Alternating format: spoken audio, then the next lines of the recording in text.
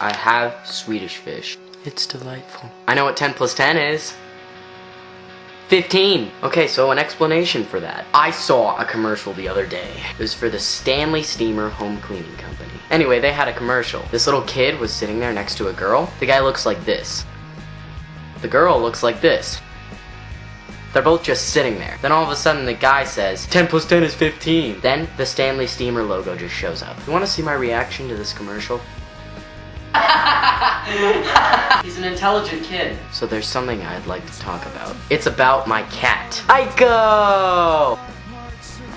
This guy is in a majority of my videos, so you probably know him already. Anywho, this guy likes to hunt rabbits. Don't you little asshole? I love you. There are a lot of rabbits in my neighborhood. They multiply like rabbits. LOL! So my little Aiko likes to kill these rabbits. If he can't kill them, he'll settle for just mutilating them. So he was just mutilating this rabbit as usual in my driveway one day, and he inhibits the ability for this rabbit to use its legs, because he's a bastard. Anywho, this rabbit climbs into my old backpack in my garage, so later that day my mom asks me to go pick it up. So I put a Ziploc bag over my hand and walked out into the garage. I slowly leaned over and picked up the rabbit. Then, the stench hit my nose. I almost threw up. I slowly turned over the rabbit to get a good look at it. Now this time, I seriously almost threw up. I gagged when I saw it. The rabbit had been decomposing in my backpack. Its face was eaten. I could see bones and muscles. And then, oh yeah, it gets worse. Maggots started squirting out of the rabbit's head. Squirting! There was a nest of maggots in my backpack. So I grabbed a giant trash bag and covered my backpack and the rabbit and threw it away. Thank you, Aiko! So this whole bunny homicide story brings me to the topic I'd like to discuss today. Animal cruelty. I read an interesting article on the internet a couple days ago. It was from Minnesota, I believe. The Minnesota Vikings play in Minnesota. Duh! But they have this player named Brett Favre that everybody loves. Number 42 on the Vikings. I'm sure you've at least heard the name Brett Favre. So back to the story. A woman who just so happened to be a fanatic of Brett Favre wanted to go the extra mile with her team spirit. I never expected anyone to do something like this, however. This lunatic woman kidnaps a goat from a farm and brings it into her home. She then proceeded to dye the animal's fur and skin. She dyed it the color of the Vikings uniforms, purple and gold. But that just wasn't enough for her. She then proceeded to brand the number 42,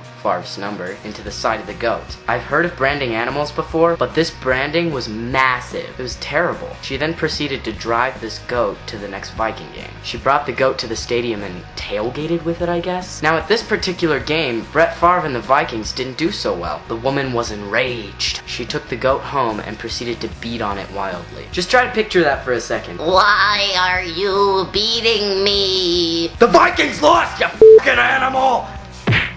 That's so horrible. She then left the goat in the trunk of her car for 3 days. Her car needed repairs, however. Completely forgetting about the goat in the trunk of her car, she drove to the repair shop. What a retard! Seriously? How do you forget that there's a goat in the trunk of your car? So the repairman found the goat and reported it to Animal Control. Animal Control took the goat in and treated it to the best of their ability. I think it's actually doing okay now. The woman was arrested, of course. So yeah, there's a story about an abused animal that you heard from me. You know what animal has the easy life? Nobody would ever abuse this guy. Scooby Doo! I love Scooby Doo, but the Clue Crew. I mean, what is wrong with these people? First off, take a look at what they do. They solve mysteries that the cops are too lazy to solve without getting paid. But let's take a closer look at each member of the Clue Crew. First off, look at Velma.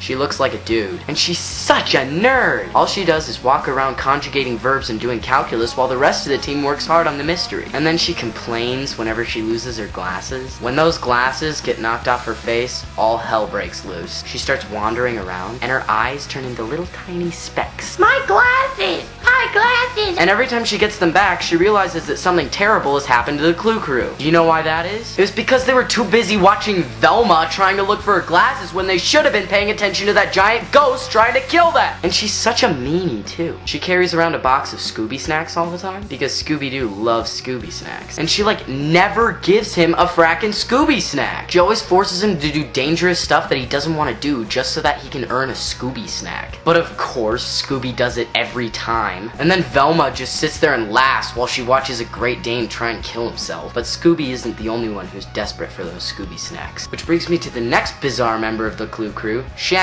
Look at Shaggy. He's a stoner. You can tell that he doesn't want his friends to know that he does drugs. But I know that he is high 100% of the time. Just look at the 3 signs of somebody that is high. 1, he's paranoid all the time. 2, he laughs at everything at the most inappropriate times. 3, he always has the munchies. There. 3 signs that point to the fact that Shaggy of the Clue Crew is a drug addict. He is paranoid. He always shouts, yoinks! And he jumps and runs from everything everywhere. And he laughs whenever his dog gets hurt. That's man's best friend, Shaggy. Be nice. And yes, Shaggy always has the munchies. Every episode of Scooby Doo, he eats way too much. He eats like 5 feasts in a 15-minute episode. That guy is intense. And he's so messed up on drugs, he finds dog treats appealing. Like I said, Scooby isn't the only one who enjoys those Scooby snacks. That's right, Shaggy eats them too. Velma tortures Shaggy with the Scooby snacks to get him to do dangerous things as well. Although Shaggy is messed up, he's probably the most friendly and most realistic person on the Clue Crew. As crazy as it sounds, just wait until you hear about the other 2 people. Look at Daphne.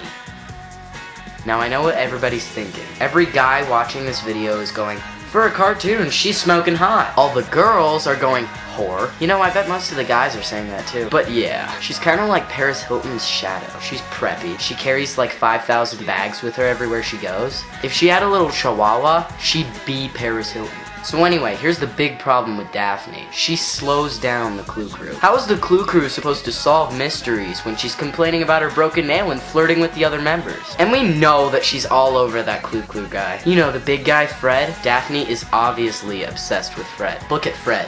He's a jock. Let's put it this way. I can easily say that Fred is the biggest douchebag in the Clue Crew. Here's why. He always thinks he's right. And he thinks he's the leader of the group. He thinks he's the smartest. You know who the most intelligent Clue Crew member is? Scooby Doo! That's right, Fred. The Great Dane is smarter than you. I mean, I've had a Great Dane before, and they are not the brightest animals. Plus, there's another thing about this Fred guy that enrages me. It's about the mystery machine, the group's car. Every time the group is about to go to the mystery machine, Fred butts in and says, I'll drive. Why can't any of the other people drive? Well, Shaggy shouldn't drive while he's intoxicated, but the other 2 could. Velma is perfectly capable of driving. So is Daphne. Why won't you let Daphne drive, Fred? Is it because she's a woman? You sexist jerk. Oh yeah, I forgot. How is Daphne supposed to physically pleasure Fred if she's driving the car? She can't do both at the same time. That's why Daphne can't drive. But enough about the Clue Crew. I gotta somehow get the YouTube community involved in this one. Oh, I got it. I'll ask you guys a question. If you were a Clue Crew member, which one would you be and why? If you're a guy, it's still okay to want to be Daphne. If you're a girl, it's still okay to want to be Shaggy. But which one would you be? I would be Shaggy, personally. I mean, I love eating good food. So my life would basically be complete if the only thing I had to worry about was eating good food and solving mysteries with a dog. But what about you? Maybe post a comment or leave a video response. Either way. That's all for today, folks. Rate, comment, subscribe. Gracias. Goodbye, YouTube.